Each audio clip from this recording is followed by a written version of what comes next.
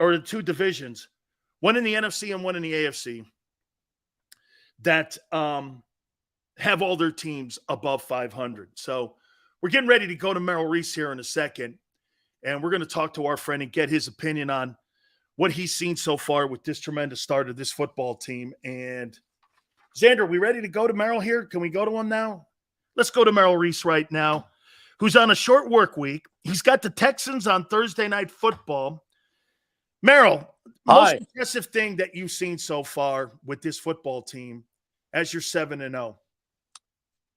I think the most impressive thing, Dan, and there are a lot of impressive things, starting with the coaching and the quarterback, but I think the most impressive thing is that in the turnover department, where last year their turnover differential was even, they are now plus 14 and way ahead of the rest of the league.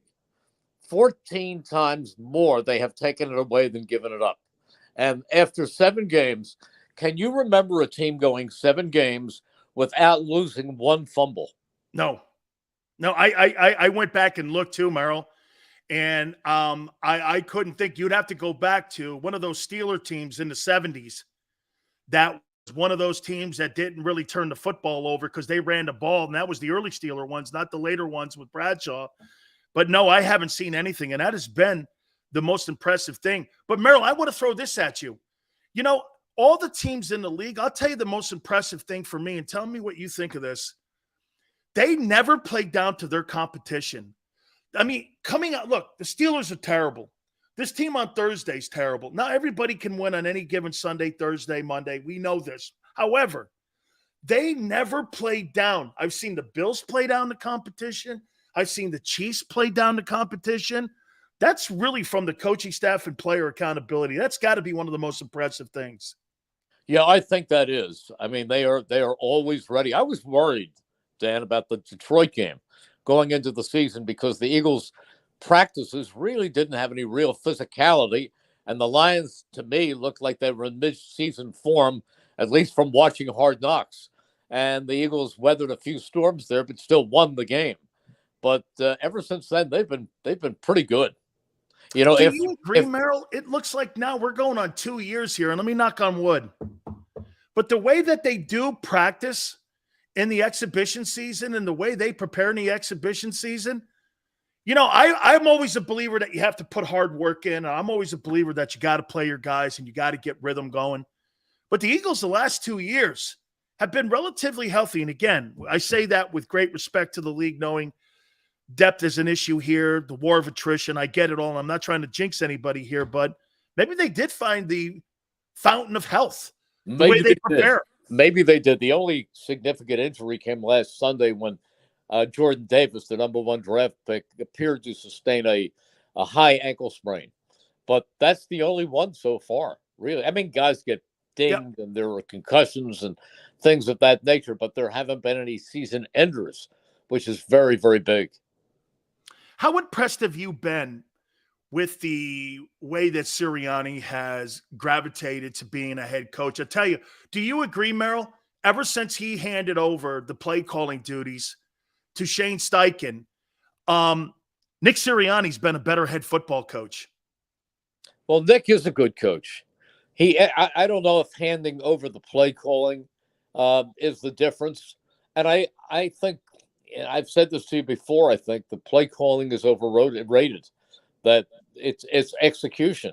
And it doesn't matter what you call if you can't block or if somebody jumps off sides but if there's a number of great plays you can all choose that will all work. Nick says basically they go over so many situations during the week that all Shane is doing, and this is not to minimize the good job Shane is doing, but it's something that they both would probably make the same play call for a given down and distance and yard line. So they're very much on the same page. Merrill, somebody just said something here about the playing time for Nakobe. Are you concerned that, they had a substantial lead and we didn't see Nakobe Dean at all in that game against the Steelers when it came to playing the linebacker position? Are you concerned that he's not getting enough playing time? Are you concerned that, again, Everyone else pretty much played in that game, but him. Well, I know that the defensive coordinator, Jonathan Gannon, is not disappointed in the Kobe Dean. He thinks he's going to be a great player. It just takes time. And right now, the linebackers are playing so well.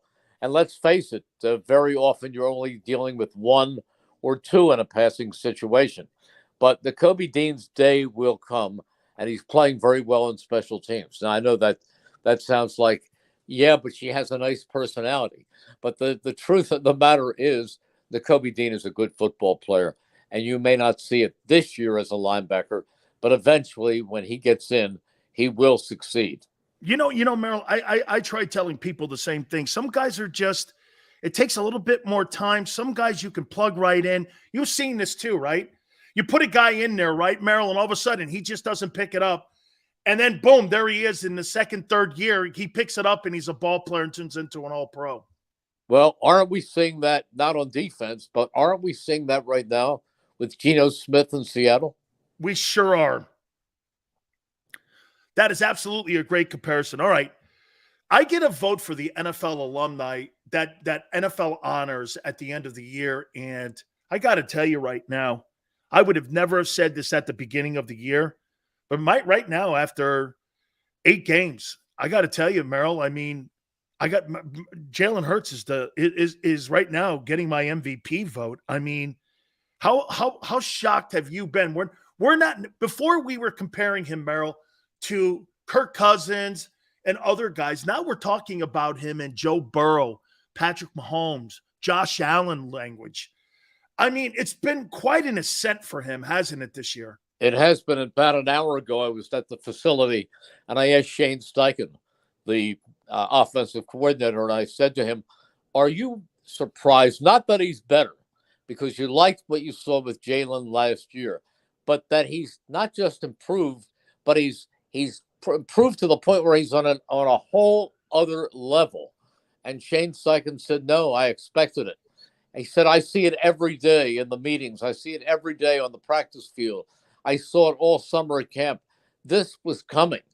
There were just certain things he had to adjust to and improve upon, like making quick decisions and reading downfield.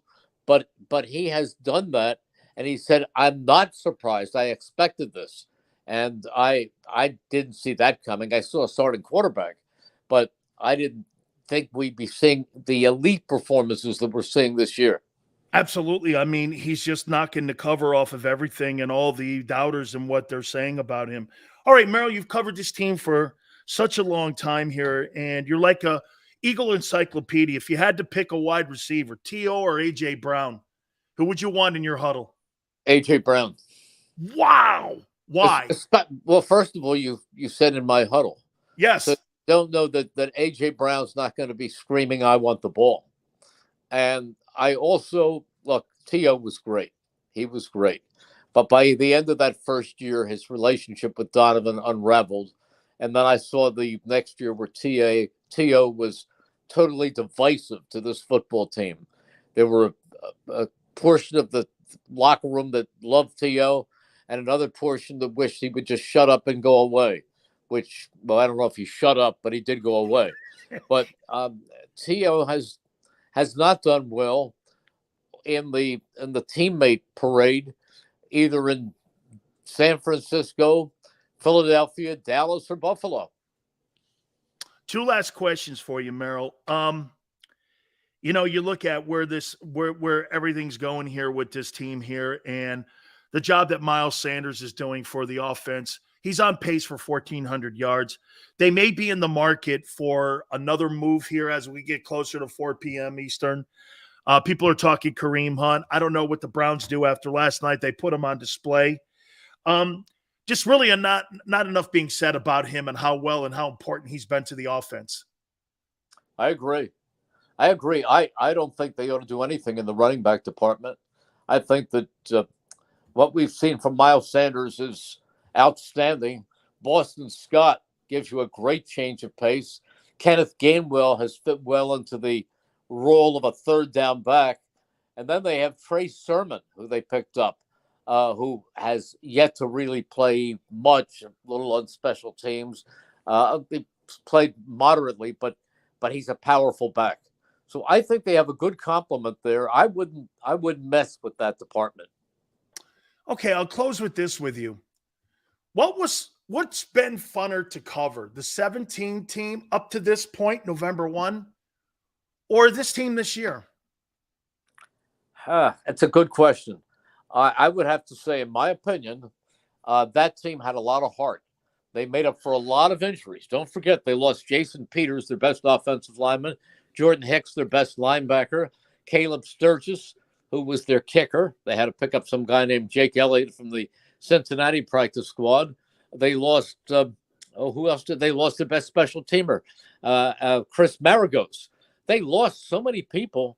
And then ultimately, they lost their MVP quarterback, Carson Wentz, and they won the Super Bowl. That was remarkable. So that was fun and unexpected to cover. This one is fun because they're a great bunch of guys.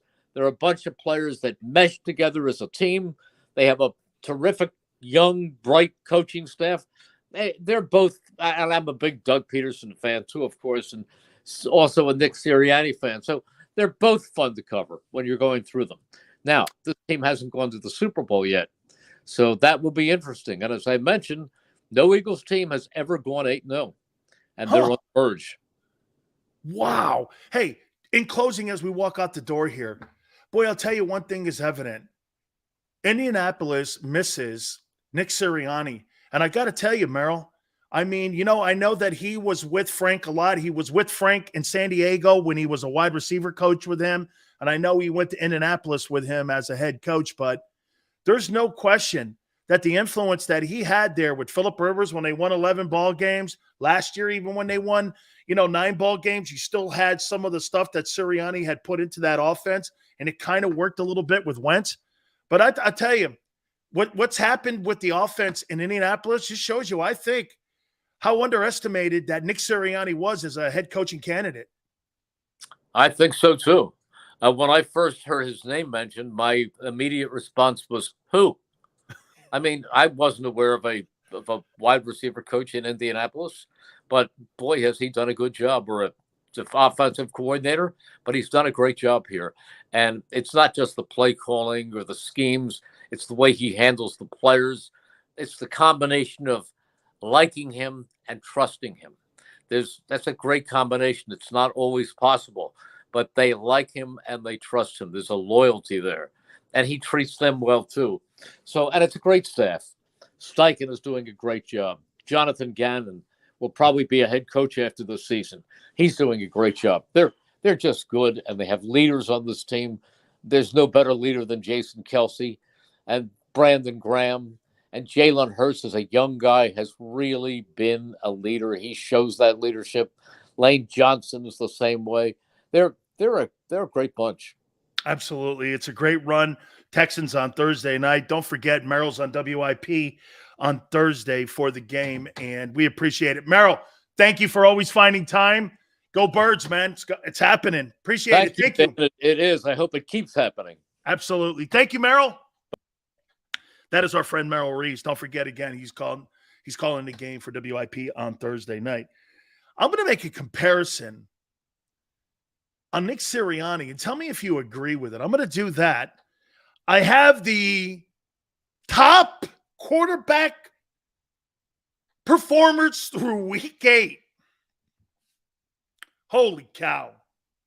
The Big Sil Power Rankings. Who's playing the best quarterback in the NFL right now? Look at this. Plus, standings. And also, we'll get back into that conversation of the team that you fear the most in the NFC. We'll get to all your thoughts.